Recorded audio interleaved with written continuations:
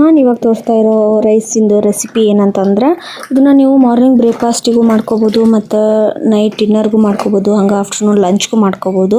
ನಿಮ್ಗೆ ಯಾವಾಗಾದರೂ ಮಾಡ್ಕೊಂಡು ತಿನ್ನಲಿಕ್ಕೂ ಕೂಡ ಚಲೋ ಐತಿ. ಈಗ ಈರುಳ್ಳಿ, ಟೊಮೊಟೊ, ಹಸಿಕಾಯಿ ಇಷ್ಟ ಹೆಚ್ಚಿಟ್ಕೊಂಡು 1-2 ಸ್ಪೂನು ಆಯಿಲು, ಹಂಗೆ 1 ಸ್ಪೂನು ತುಪ್ಪನ ಹಾಕಿ ಬಿಸಿ ಮಾಡಾಕಿಟ್ಟನಿ. ಇದನ್ನು ಲೋ ಫ್ಲೇಮಲ್ಲಿಟ್ಟು ಬಿಸಿ ಮಾಡಾಕಟ್ಟನಿ.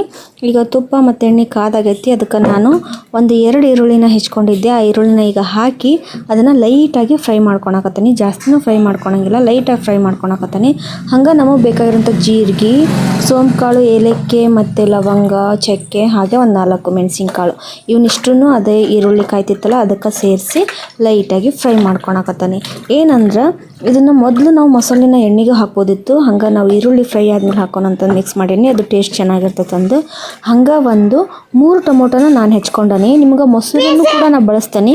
ಲಿಂಬೆ ಹುಳಿನೂ ಮುಖ್ಯ ಆಕತಿ, ಆದರೆ ನಮ್ಮ ಮನೆ ನಿಂಬೆ ಹಣ್ಣು ಇರಲಿಲ್ಲ. ಹಾಗಾಗಿ ನಾನು ಏನು ಮಾಡಿದೆ ಅಂದರೆ ಟೊಮೊಟೊನ ಸ್ವಲ್ಪ ಜಾಸ್ತಿ ಇರಲಿ ಅಂದು 3 ಮೀಡಿಯಮ್ ಸೈಜ್ ಇರೋ ಟೊಮೊಟೊನ ಕಟ್ ಮಾಡಿ ಇಟ್ಕೊಂಡಿದ್ದೆ.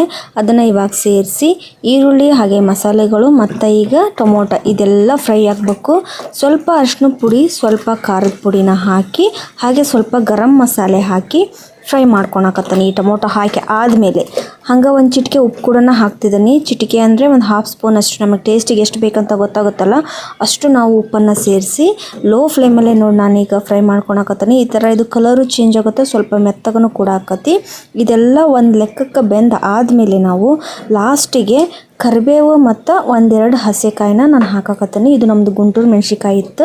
ಅದನ್ನು ಒಂದೊಳಗೆ 2-3 ಭಾಗ ಮಾಡಿ ನಾನು ಹಾಕೀನಿ. ನಾನೇನು ಹೇಳ್ತೀನಿ ಅಂದರೆ ಲಾಸ್ಟಿಗೆ ನೀವು ಹಸಿಮೆಣ್ಸಿಕಾಯಿ ಹಾಕಿರಿ, ಯಾಕಂದ್ರೆ ಖಾರ ಆಲ್ರೆಡಿ ಸೇರ್ಸಾಗೈತಿ. ಇದೇನೈತಲ್ಲ ನಮ್ಗೆ ಲುಕ್ಕಿಗೋಸ್ಕರ ಅಷ್ಟೇ ನಾವು ಹಸಿಮೆಣ್ಸಿಕಾಯಿ ಸೇರ್ಸಾಕತ್ತಿರೋದು. ನಾನು ಮೊದಲೇ ಹೇಳಿದ್ದೆ ನಾವು ಮೊಸರನ್ನ ಸೇರಿಸ್ತೀವಿ ಅಂತಂದು. ನಾನು ಟೀ ಕಡೆ ಕಪ್ಪಲ್ಲೇ 1 ಟೀ ಲೋಟದಷ್ಟು ಮೊಸರನ್ನ ಸೇರಿಸಿದ್ದೀನಿ. ಅದನ್ನು ಮಿಕ್ಸ್ ಮಾಡಿ ಅಂದರೆ ತೆಳುವಾಗಿ ಕಲಿಸ್ಕೊಂಡು ಮಜ್ಜಿಗೆ ಥರ ಮಾಡಿಕೊಂಡು ಮಿಕ್ಸ್ ಮಾಡಿ ಹಾಕೀನಿ. ಈಗ ನೋಡ್ರಿ ಮಸಾಲೆ ಎಲ್ಲ ಇದು ಚೆನ್ನಾಗಿ ಒಗ್ಗರಣೆ ರೆಡಿ ಆಗೈತಿ. ಇದಕ್ಕೆ ನಾವೇನು ಮಾಡಾಕತ್ತೇವೆ ಅಂತಂದ್ರೆ ಲಿಂಬೆ ಹುಳಿ ಬೇಕಿತ್ತು. ಇದೆಲ್ಲ ರೆಡಿ ಆದಮೇಲೆ ಬಟ್ ನಿಂಬೆ ಹಣ್ಣಿಲ್ಲ, ಹಾಗಾಗಿ ಸ್ಕಿಪ್ ಮಾಡೀನಿ. ಇದ್ದರೂ ಹಾಕ್ರಿ. ಇವಾಗ ರೈಸ್ ರೆಡಿ ಇತ್ತಲ್ಲ ಅದನ್ನು ನಾವು ಪುಡಿ ಮಾಡ್ಕೋಬೇಕು, ಅಂದರೆ ಉದ್ರಾಗಿ ಮಾಡ್ಕೋಬೇಕು. ಅದನ್ನ ನಾನು ಇವಾಗ ಉದ್ರಾಗಿ ಮಾಡಿಕೊಂಡು ಒಗ್ಗರಣೆ ಏನು ರೆಡಿ ಮಾಡಿದ್ನಲ್ಲ ಅದಕ್ಕೆ ಸೇರಿಸಿ ಇವಾಗ ಚೆನ್ನಾಗಿ ನಾನು ಮಿಕ್ಸ್ ಮಾಡಾಕತ್ತೀನಿ. 1 ಸ್ಪೂನ್ ತುಪ್ಪ ಹಾಕಿರೋದಕ್ಕೂ ಈ ಮಸಾಲೆನೆಲ್ಲ ಹಾಕಿರೋದಕ್ಕೂ ಸ್ಮೆಲ್ ಮಾತ್ರ ಸಖತ್ತಾಗಿ ಬರ್ತಾಯಿತ್ತು. ಸೊ ನೀವು ನೋಡ್ರಿ ಈಗ ನಾನು ಹೆಂಗೆ ಈ ರೈಸ್ನ ಮಾಡೇನಂತಂದು. ಸೊ ನೀವೆಲ್ಲ ಟ್ರೈ ಮಾಡಿ ನೋಡಿ, ನನಗೂ ಟೇಸ್ಟ್ ಇಷ್ಟ ಆಗುತ್ತೆ.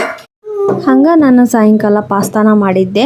ಸೊ ಈ ಪಾಸ್ತಾದ ರೆಸಿಪಿನ ನಾನು ಹಿಂದಿನ ವಿಡಿಯೋದಾಗ ಶೇರ್ ಮಾಡೀನಿ ಕಂಪ್ಲೀಟಾಗಿ. ಅದನ್ನು ನೀವೆಲ್ಲ ಹೋಗಿ ನೋಡ್ಬೋದು. ನಾನು ಇವತ್ತು ಮಾಡಿರೋ ಪಾಸ್ತಾನ ನಮ್ಮಿಬ್ಬರು ಅಣ್ಣವರು ಹಂಗೆ ನನ್ನ ಗಂಡನೂ ತಿಂದು ಟೇಸ್ಟ್ ಹೆಂಗಿತ್ತು ಅಂತ ಹೇಳಿದರು. ಅದಾದಮೇಲೆ ನಾವು ಸಂಜೆ ಅತ್ತಿಗೆಯರ ಮನೆಗೆ ಹೋದ್ವಿ. ಅಂದ್ರೆ ನಿನ್ನೆ ಅವರು ಅಂಗಡಿ ಪೂಜೆ ಮಾಡಿದರು, ಅದಕ್ಕೋಸ್ಕರ ನಾವು ಸಾಯಂಕಾಲ ಅವ್ರ ಮನೆಗೆ ಹೋಗಿ ಹಂಗೆ ಅಣ್ಣನ ಮಕ್ಕಳ ಜೊತೆಗೆ ಸ್ವಲ್ಪ ಹೊತ್ತು ಟೈಮ್ ಸ್ಪೆಂಡ್ನ ಮಾಡಿ ಅದಾದಮೇಲೆ ನಾವು ಮತ್ತು ನಾಳೆ ಪೂಜೆಗೆ ಏನು ಬೇಕಿತ್ತಲ್ಲ, ಅಂದ್ರೆ ನಿನ್ನೆ ಆಯ್ತಲ್ಲ ಪೂಜೆ, ಆ ಪೂಜೆಗೆ ಏನು ಬೇಕಿತ್ತಲ್ಲ ಅವನ್ನೆಲ್ಲ ರೆಡಿ ಮಾಡ್ಕೊತಿದ್ವಿ. ಅದಕ್ಕೇನು ಒಬ್ಬರೇ ಇದ್ರಲ್ಲ, ಹಾಗಾಗಿ ಎಲ್ಲನೂ ರೆಡಿ ಮಾಡ್ಕೊಳಕತ್ತಿದ್ವಿ ನಾವು.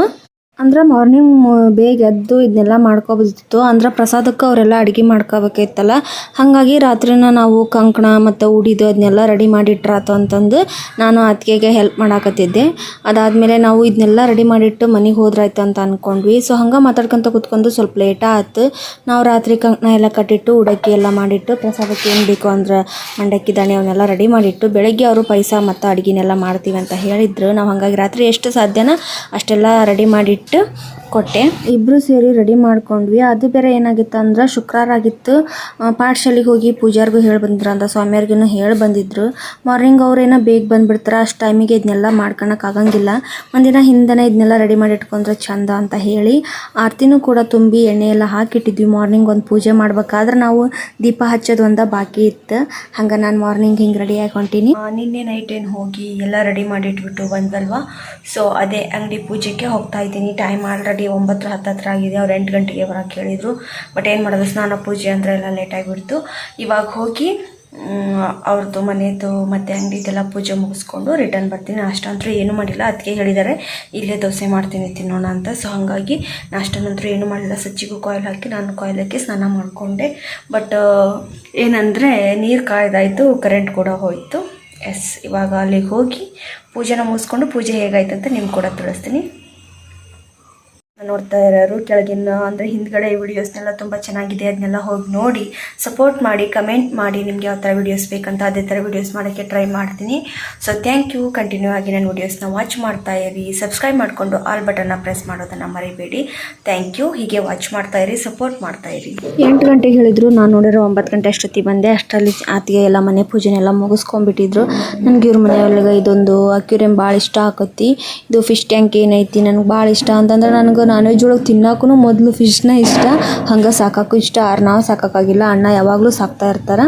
ಹಂಗೆ ಇದನ್ನು ಪೂಜೆ ಎಲ್ಲ ಅದಕ್ಕೆ ಮನೆಯದೆಲ್ಲ ಮುಗಿಸಿದ್ರು. ದೋಸೆ ಅಂದಿದ್ರು, ಕ್ಯಾನ್ಸಲ್ ಆಗಿ ಪಡ್ನ ಮಾಡಿದ್ರು. ಸೊ ನನ್ನ ಫೇವ್ರೇಟ್ ಬೇರೆ, ಅದನ್ನೆಲ್ಲ ನಾವು ಇವಾಗ ತಿಂದ್ಕೊಂಡು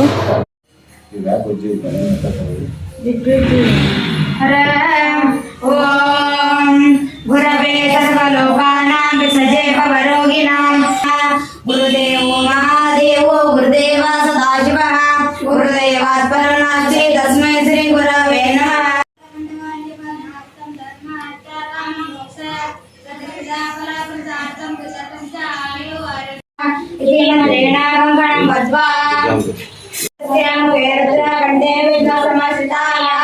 ಮೂಲೆ ತತ್ರ ಬ್ರಹ್ಮ ಮಧ್ಯ ಮಾತೃ ಗಣಸ್ತಾಃ ಉಕ್ಷೋದ ಸಾರಾಭರಣ ದೀಪಂ ನಿವೇದನ ದುರ್ಲಭವು ಕೊಟ್ಟಾನ ಶಿವ ನಮಗೆ ಮಾಡಿ. ನಮ್ಮ ಯಜಮಾನ್ರು ಲೇಟಾಗಿ ಬಂದ್ರು. ಅವ್ರ ಸ್ನಾನಕ್ಕೆಲ್ಲ ಮುಗಿಸ್ಕೊಂಡು ನಾವು ಹಂಗೆ ಇಲ್ಲಿ ಮನೆಯಾಗ ಏನು ರೆಡಿ ಮಾಡಿ ಇಟ್ಕೊಂಡಿದ್ವಿ ಅವನ್ನೆಲ್ಲ ಹೋಗಿ ನಾವು ಅಂಗಡಿಗೆ ಇಟ್ವಿ.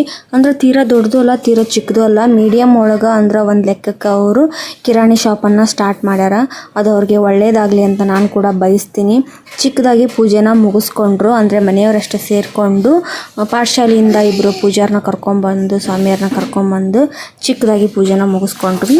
ಹಂಗೆ ಉಡಿನೆಲ್ಲ ತುಂಬಿದ್ವಿ ನಾವು. ಅಂದರೆ ಎಷ್ಟು ಜನ ಕುಡಿ ತುಂಬಬೇಕಂತ ಇರ್ತೈತಿ, ಅದೆಲ್ಲ ತುಂಬ ಆದಮೇಲೆ ನಾವು ಇವಾಗ ಊಟಕ್ಕೆ ಮಾಡ್ಕೊಳಕತ್ತೀವಿ.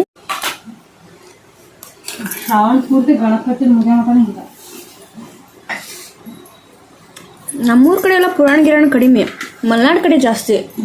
ಸಿದ್ಧಾರೂಢ ಭಕ್ತರು ಬಾರದಾರ. ಪೂಜೆನೆಲ್ಲ ಮುಗಿಸ್ಕೊಂಡು ನಾನೀಗ ರಿಟರ್ನ್ ಮನೆಗೆ ಬಂದೀನಿ.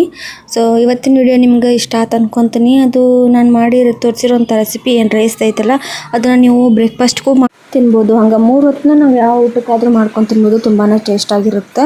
ಸೊ ಲೈಕ್ ಮಾಡಿ, ಶೇರ್ ಮಾಡಿ, ಕಮೆಂಟ್ ಮಾಡಿ, ಸಬ್ಸ್ಕ್ರೈಬ್ ಮಾಡಿಕೊಂಡು ಆಲ್ ಬಟನ್ನ